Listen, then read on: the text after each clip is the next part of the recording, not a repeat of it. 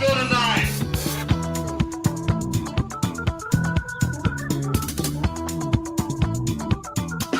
Stop. I can't take it anymore. Oh, I do the live one too. Yes, I know. I saw your act in the theater. You're really quite good. Quite a certain harmful habit.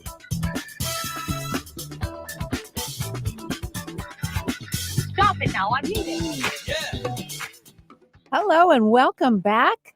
I am Tawny Santabria and we are breaking up with RBS. This is episode 31. Yes. JD. Yes, I'm JDK Whittakin. You are here too. To bunk the junk. We're both here to do that. We are both here. As a matter of fact. Once again, with more to... And we're not going to stop. We're not going to stop because it is an ongoing practice, recognizing these BS stories and working through them. And life. Life, right. It's an ongoing practice. Ongoing practice. Usually that's what we're looking for. Right. Yeah. Right. And we're just talking about maybe ways to do it that are a little bit easier and may run counter to some of the ways we think we're supposed to do this. Yeah, we tend to overcomplicate things. We do, and we tend to identify like larger life enemies, right? So things like indecision is supposed to be bad, or being too sensitive is supposed to be bad. There's lots of things, and being uncertain is supposed to be bad. Yeah. Right. And it's not necessarily that in certain situations, maybe they might be or something, or maybe not, but it is interesting how many things we assign a certain value and just assume that they're true. And then when we get an opportunity to go, maybe they aren't true, it can just change us up. Right. It's a little discombobulating. It is. Yeah. It is. So anyway, it's actually sort of along the lines of what we were going to talk about today I think was so. some of those things we assigned. I mentioned uncertain. Mm-hmm. Uncertainty. That's a bad word, isn't it? In our world, isn't it? We tend to think if you're uncertain, there's a problem. Well, it tends to be unpleasant. Or that's the assignment, or that's the idea that uncertain is unpleasant. Or is it really? Well, oftentimes we've learned that it doesn't feel good in the body. Yeah. Right. Like, if we don't have the answer, or if we don't know where we're going, like there tended to you be, can get ratcheted up, or right, anxiety or stress, or as we're growing up, like other people around us can get a little stressed about uncertainty. Yeah. Mm-hmm. So there is a conditioned element sort of unpleasantness. And certainly then, what came first, chicken or the egg, the unpleasant feeling, or that it's a bad thing. We don't want to do this to ourselves, and then we're unpleasant or feeling unpleasant. Right. And what tends to go with that then is when we feel uncertain, we want to be certain as quickly as possible. We want to solve for the uncertainty. Yes, we do. Okay. And so let's talk a little bit about that, because, for anybody who's been listening to the show for a while, you probably have an idea where we're going to go with this, is that uncertainty by itself doesn't need to be a problem. Certainly. That was clever. All right. But let's unpack that a little bit, because we can end up, maybe it'll start feeling like we're kind of chewing on our own tail here if we keep going that way. So what do you mean by that? Or what do we mean by that? Well, first of all, we know this. We can make anything a problem. Right. If we choose to make it a problem. Right. So, and then uncertainty has some components of it that we often don't really love. So then it's easier to make uncertainty a problem also, right? So as kids, we've learned that we need to know where we're going, what are our goals, what are we working towards, if this, then this, right? Like there's a lot of conditioned thought processes around getting outside of uncertainty. We want to tell ourselves, or we've learned to tell ourselves what we think is going to happen next, or to control for what is going to happen next, or to head off a potential problem that may happen if we don't deal with it right now. Yeah. Wow. Oof. Yeah. That sounds familiar. And uncertainty, the message we seem to give ourselves is that uncertainty means we have something we need to do. Sure. There's work to do. If you're uncertain on something, you better do what you can to get more certain.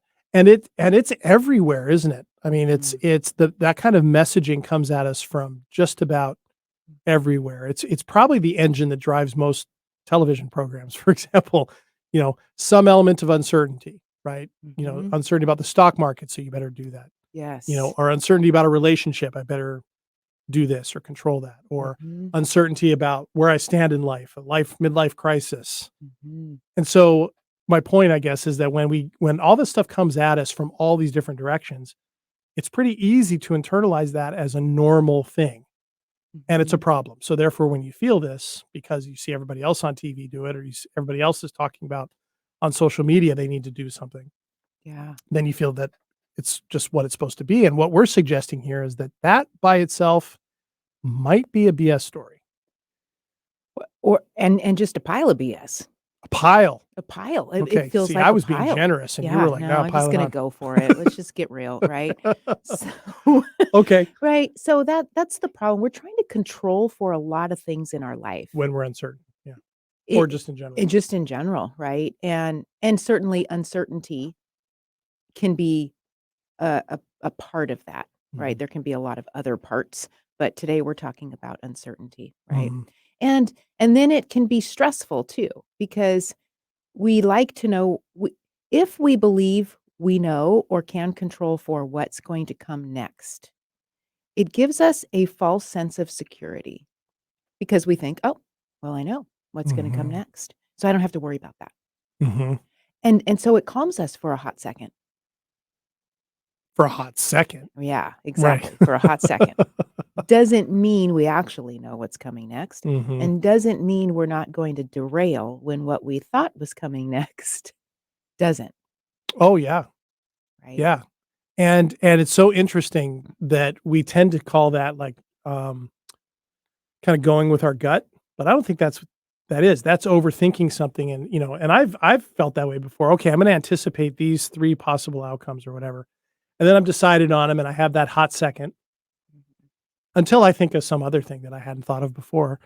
Yeah. And I honestly I can't tell you a time where I actually went, "That's exactly what I thought was gonna happen," and somehow didn't feel bad or, it was didn't have a feeling about it because I had worried about it, or I Mhm. had worked on getting rid of that uncertainty. Mhm. There is no relationship there, Mm-mm. is there, between the amount of work or worrying we do around something we're uncertain about and how it affects us when we get the answer Right. to what might be going on. Yeah, Doesn't have yeah. any effect. And then all the while, you're just upticking your stress response in your body, right? When we are having to think about it this way and that way, or solve for the potential for this, we're there's a lot of energy Mhm, going on in there, mhm. and then can be quite exhausting. Yeah, It could keep us up at night. I think it's probably one of the main things that does keep us up at night. exactly, exactly, and then that becomes, of course, a snowball Mhm. because then you're not getting the sleep that you need, which is such a huge part of being able to stay in the body, stay calm, right? Mhm. Recognize these things, do this practice, and then you start, and then other coping mechanisms come in. If you don't get enough sleep, your body wants more carbs and more sugars, makes it easier to go to stuff that you don't like, or you get tired, so you don't exercise as much. It's this, The snowball. yeah, it does. And we Mhm. tend to think it only happens around sort of those big questions, but uncertainty comes at us from all directions. Mhm. It's kind of a defining part of our life. You know, we may Yeah. have some certainties on a daily basis, but stuff can happen outside of us that creates uncertainty. Mhm. Stuff we can find out news if you get like go to the doctor and find out you got, something wrong or you need a surgery, that Mhm. it kind of comes at us all the time. And so the idea that we can somehow solve for uncertainty and make ourselves feel better is just, it's a pile of BS. Yeah. It is. Yeah. Yeah. Okay, so if it's a pile of BS, then let's talk a little bit about, okay, let's all buy into that, right? Even if you're uncertain out there about this, let's play around with this idea that if we take that as truth, that is a Mhm. pile of BS, Mhm. then let's talk about uncertainty and what it can do for us and Mhm. what we can do Yeah. with it. Right. So if we're willing to accept that uncertainty exists and that it doesn't have to be a problem, Mm. we're not doing what we were doing before when we were talking about battling uncertainty, Mhm. right? So here we are, we're saying, yes, okay, uncertainty does exist. Yep. And I can be okay with that, or I can find ways to be okay with that, or I'm willing to accept and work towards being okay with that because it is reality, Mhm. right? Like whenever we accept reality, we can work with reality with less struggle. It's true. So here we are. Okay. Yes, this moment, I know what's going on in this moment for myself. And later today, I have no idea. Right. Like Mhm. that is reality. Mhm. Right? And I can decide to be open around what might come next. I can decide to be creative around what might come next. I can decide to be surprised. Mhm. I don't have to decide that if I don't know what's coming next, then I better get on this somehow and make sure I know what's happening next. Right. Right?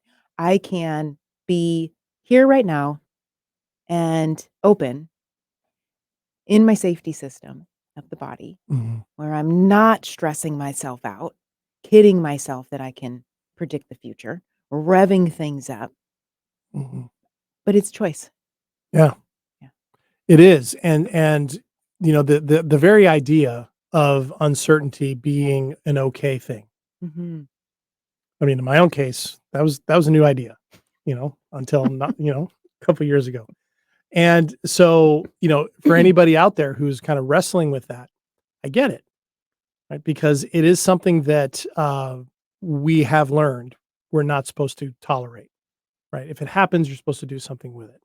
But it is really liberating to be able to sit with uncertainty and go, yep, this happens. And I don't have to know where it's coming from necessarily. If I do, I do. If I don't, I don't. I also don't necessarily have to do anything with it.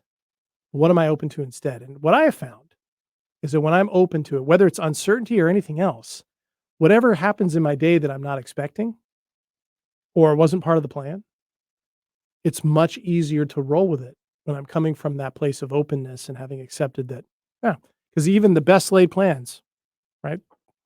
Have the best laid plans down and they don't necessarily work. In fact, they rarely do. Things rarely go as planned on a small level or a big level. Well, and at what point is at what point do we control for the whole plan? Because if I'm driving in, you know, to the show today, Mhm. and if there's a lot of traffic and I'm slowed down by the traffic and I didn't expect that that could happen, so because I was certain that I would leave my house at a particular time and then arrive at a particular time, somehow feeling like I'm in control of my drive, Mm. right? Like, how realistic is that?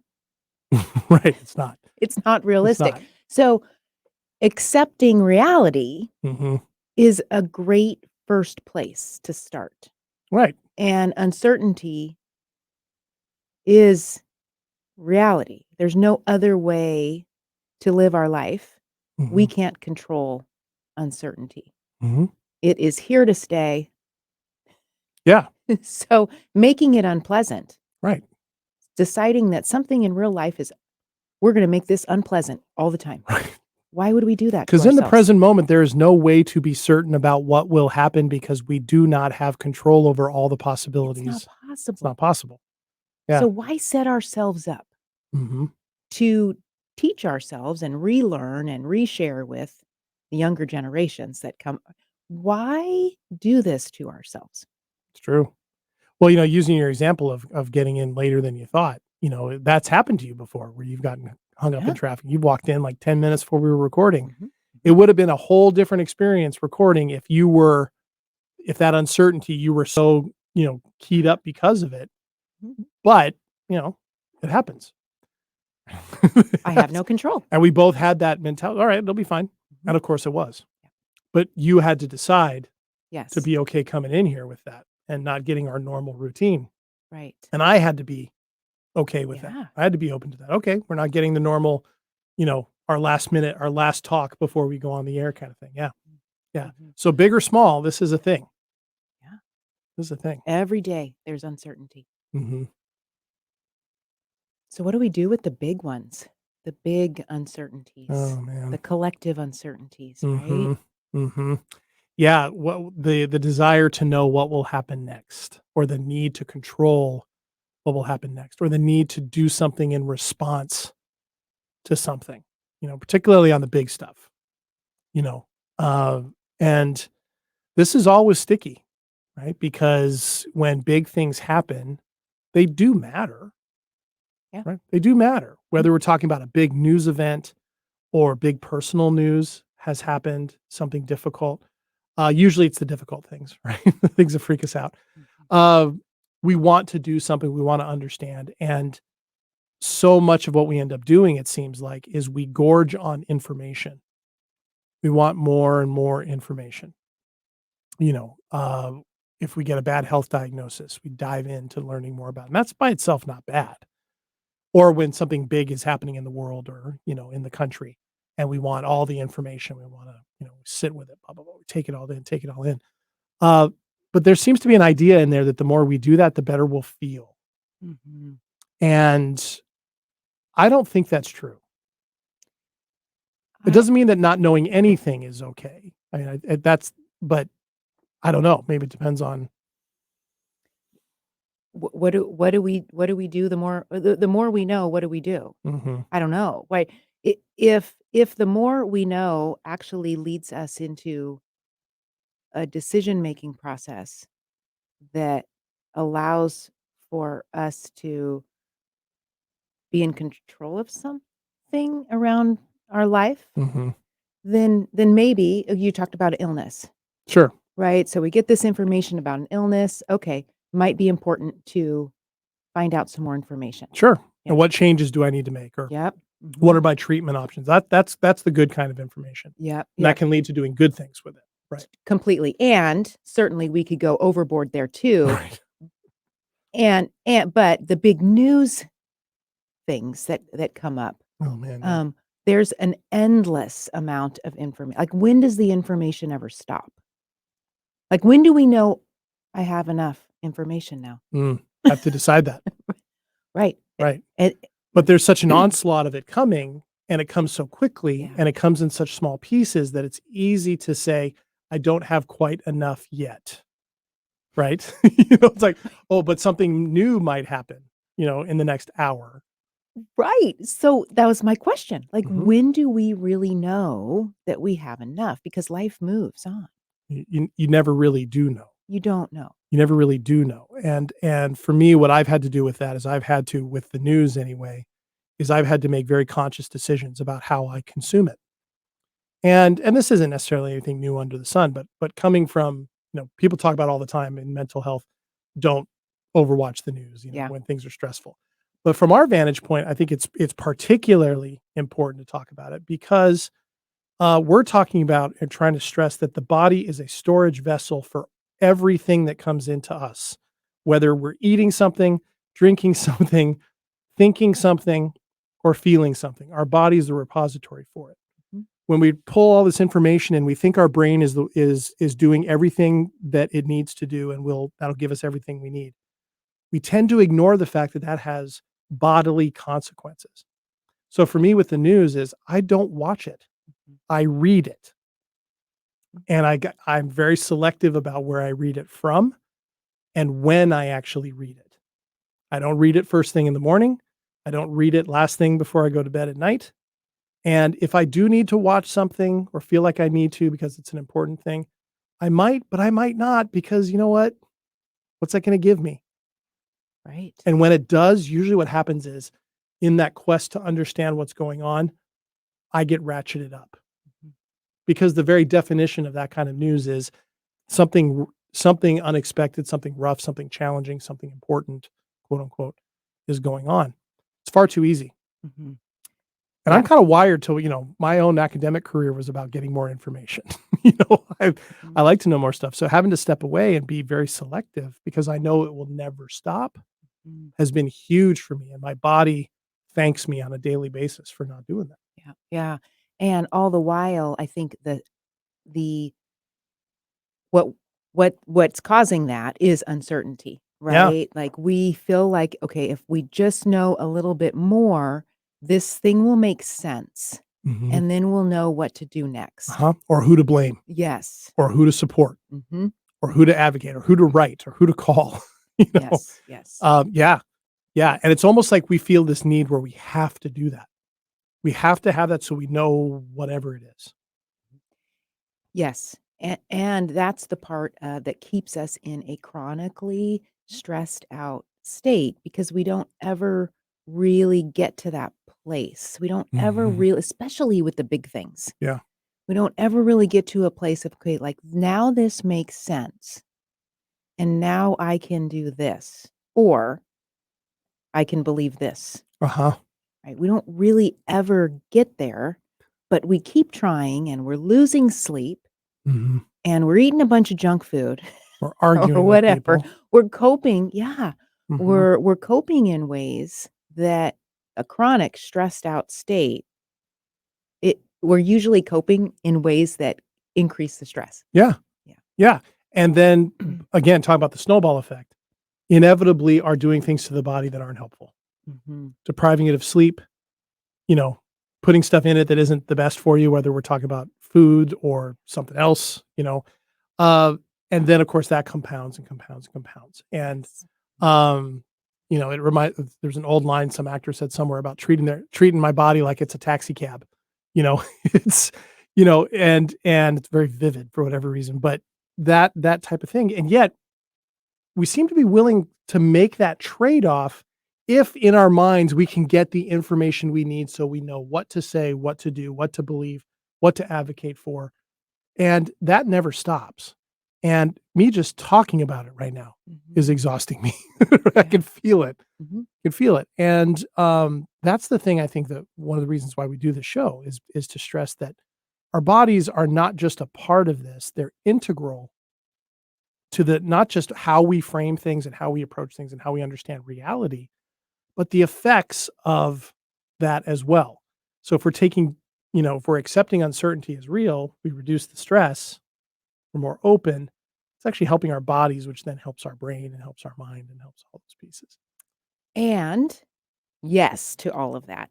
And there's something about doing all of the thinking around the experience of uncertainty that is quite stimulating.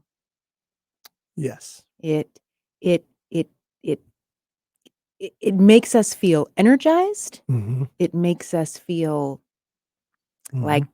like we've got the right answer. Useful, Yeah, it makes us feel these important, things. Mhm, valuable. mhm, yep. Where the alternative, the experience of being open, present, no need for certainty, Mhm. heard this from my clients over the years, can feel a little boring. We're so used to I just wanna acknowledge this, right? This is Yeah. what keeps us coming back for more. Yeah. It's so stimulating Yeah. to be doing all of these quick thinking, processing, Stillness and analyzing. quiet is boring. Relative to that, Yeah. stillness and quiet can be experienced as boring. Mhm. And we need to renew and recharge. Mhm. And renewal and recharge isn't always super stimulating. No, in fact, how can it be? But I guess. How can it be? mhm, Interestingly enough. right, we don't, if sleep is part of renewing and recharge, for example, we probably don't want to be super stimulated while we're sleeping No, because it wouldn't work. doesn't work. Mhm. That's a really good point because we tend to do that. We tend to get antsy with the idea of not having something to do or something to respond to and so that information kinda comes at us in ways that are kind of designed to be consumed in small bites or to be appealing or, Mhm, and I'm not just talking about media. I mean, it's coming from anything. mhm, Um, it tends to be that way. mhm, Wow. So, and yet our body gets the most when it is actually at rest. mhm. It performs better during times of activity. if it gets rest and recharges. Mhm. And of course, what we're also talking about is minimizing the amount of stress we're putting on it during those times of activity. Mhm. And it all fits together. And so what we feed into our brain is going into our body just the same way as what we put into our mouth is going into our body. Mhm. What we breathe into our lungs is going into our body. I mean, it's all All of it. we should be looking at it all in that same way in that sense, shouldn't we? Yeah. Well, we talked a couple of weeks ago about systems, right? Our body is a Ugh, system. It's yeah. not just a thinking entity. Yeah. And so taking care of those different systems in the body is actually going to help us in all ways of our life, as long as life goes on, right? Right. Right. It's a practice. It's a practice. Yeah. Right. Yeah. Well, this whole idea of sort of stimulation, we should elaborate on. So maybe that's where we could go next week and kind of Mhm. build on that conversation. What do you think? Yeah. Because I think that's a big part of this, right? And a big way for us to understand why being okay with uncertainty or whatever emotional state we're facing is connected to what degree are we willing to either be still or be stimulated. So Mhm. think Mhm. about, want to go on to that next week? Yeah. I think that's a great idea. All right. Let's do it. Sounds good. Well, then we'll do that next week. Thank you so much for joining us for this episode of Breaking Up with Our BS. Thank you so much if you're listening live for doing so. If you are listening as a podcast, thank you so much for subscribing and for leaving comments for us. And if you're watching on our YouTube channel, I hope we keep it entertaining. We're sort of sitting here talking to each other, but we're really glad that you're here. And thanks for also subscribing to that. And until next time, I am JDK Winnikin. And I'm Tawny Santabria. And we'll see you next time with more BS to break up with and stuff. We will.